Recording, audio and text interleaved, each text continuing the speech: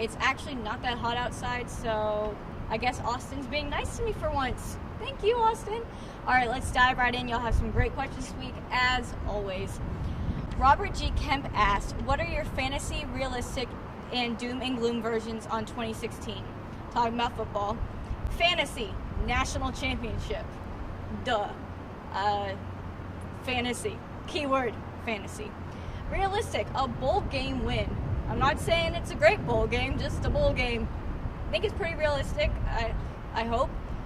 And the doom and gloom is no bowl, maybe 5 wins, if that. I think that's as bad as I can give. If it's any less than 5 wins, that's worse than doom and gloom. That's just, life's over. Jay Garcia 972 asks, what is your favorite sport to watch in the Olympics? Well, I'm assuming for the Summer Olympics, so that's what's coming up.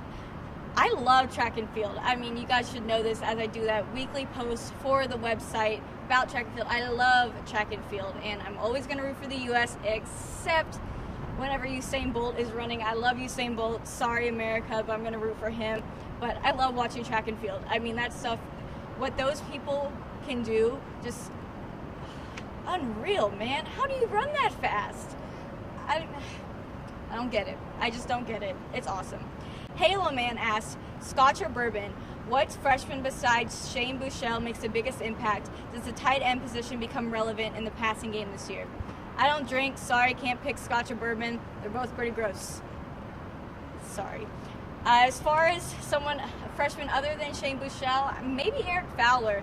I've kind of like hyped him up a little too much, I feel like, but he's a big body. I think he could really make an impact on that defense. And for the tight end position, I wanted to say Peyton O'Kin was going to make the biggest impact because I really like that kid. He's a big body. I think he's really talented, but he's a tight end. I hope they use it. Oh my gosh, I hope they use the tight end. I really do. This kid is like 6'5".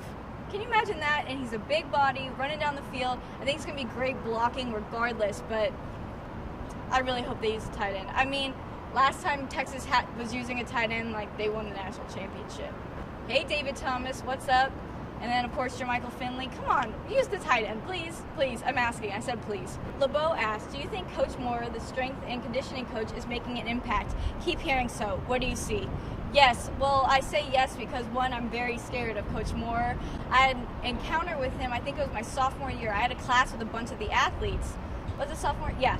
I had a class with a bunch of the athletes, and they were doing class checks to make sure all of them were there sitting in the front row. And he came in, and I was sitting right behind all the athletes, and he came in, he looked at them, and he goes, but he looked right at me when he did it, and I was just, okay, I was terrified. I'm terrified of him ever since. Can't get over it. It's scary.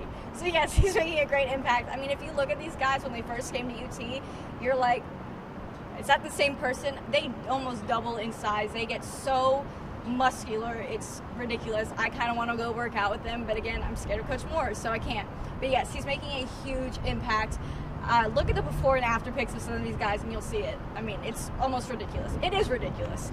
Insane, actually. LeBeau also asked, hearing a lot about Kyle Porter, freshman running back, do you think he challenges for backup playing time or red shirts? Obviously, it's going to be Dante Foreman and Chris Warren as running backs. Whoever is going to, I don't know who's going to be the front runner. They're both going to be starting, really. Whoever gets the official starting title, I don't know. I think it'd be better to get him Kyle Porter some playing time, get him ready to be a backup, third string, whatever it is, because Texas has had its issues in the past with injuries. Not sure if y'all heard about that. So the last thing Texas wants to do is have a brand new running back out there for some game or have to burn someone's red shirt for a game. There's no point in it. So I think definitely get him prepared to be a backup. LeBeau also asked, do you think Las Vegas is a good place for a pro football franchise? Heck no. I can't say no loud enough. No. I mean, you see the trouble these guys get into in basic towns. I mean, you said pro, but this is college. I mean, in Waco, you can get in trouble. Okay, this is Las Vegas. And you're seeing the Johnny Manziels who get in trouble in College Station and Cleveland. You put them in Las Vegas, it's game over. I don't think that professional athletes, ooh, this might get me in trouble. I don't think they're mature enough to handle being in a city like Las Vegas. I'm going to walk away from this one. Next question. Fred R512 asks, do all football players stay in Austin over the summer? How many of them have to take summer classes? Do they stay in dorms during the summer?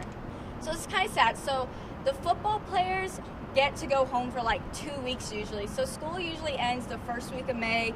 There's finals week. Finals week can go up until like the 15th of May, I believe. Maybe I don't know. My graduation was the 20th, so it's before then. And they're going to be home during that time. If they don't have finals, they'll be home. And then they report back usually June 1st. So from June 1st up until the start of the season, they're here.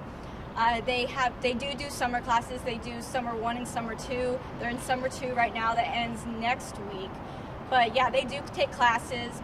They live in the dorms unless they're seniors because they're allowed to not live in the dorms. And then once camp starts, they get to move into good old Jester. Because right now they're all in San Jac living the life. And then they're going to go to Jester and see the pain I had to go through for a whole year, my freshman year. I'm bitter about it. But yes, they are here. They're here all summer. They don't really get to go home. If they get like a Monday off or a weekend off, they usually get to go home for those weekends. But otherwise, they're here all summer. Slimmy BKT asks, how many medals, gold in total, does the U.S. men's, women's track team win at the Olympics? Who gives the U.S. the best game in men's and women's basketball? This is tough. Oh, man.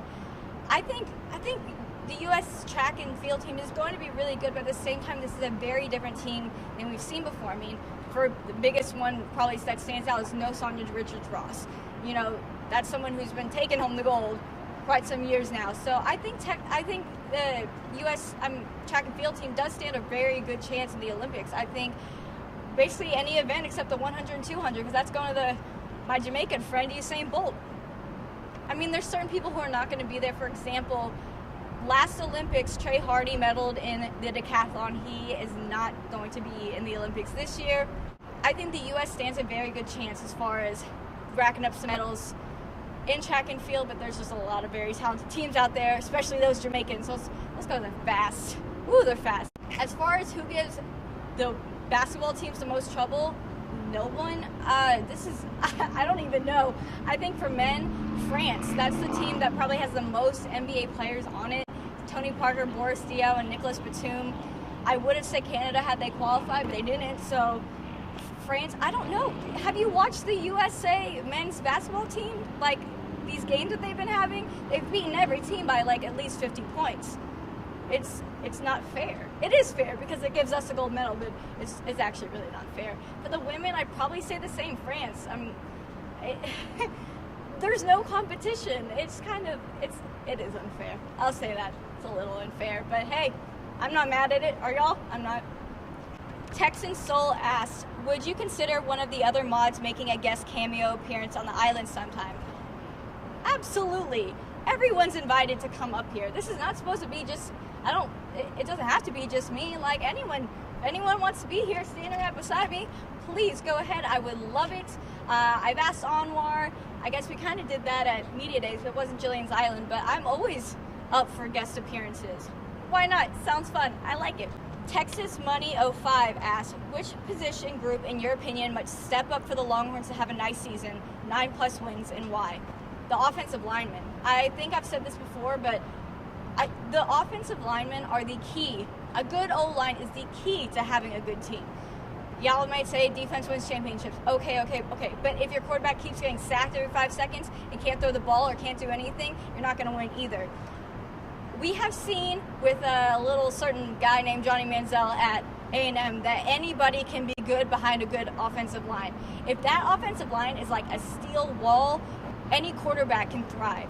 But it doesn't matter. You could have Tom Brady behind center, but if we don't have a good O-line, no one stands a chance. I mean, if Tom Brady was behind Texas' O-line last year, he probably would have had some issues too. It's the key. That's all you need. That is what I need to see to step up. I think if we have a strong O-line, better than the past few seasons for sure, then Texas could definitely rack up some wins. 9, we'll see. Game of Thrones asks, do you play fantasy football, and if so, what is your team name? Listen, no one has ever invited me to play fantasy football, and it makes me so upset. I like to tell myself it's because they know I would be too good and kick their butt, but no one's ever invited me to be on their team. So no, I don't play fantasy football because I don't get invited to anyone's league, and I'm really bitter about it. And we didn't need to touch on this because now I'm all worked up. But thanks guys so much for tuning in this week. I'm actually getting a little hot. I lied when it wasn't too hot out. I will see you guys next week. Keep the great questions coming and have a great weekend.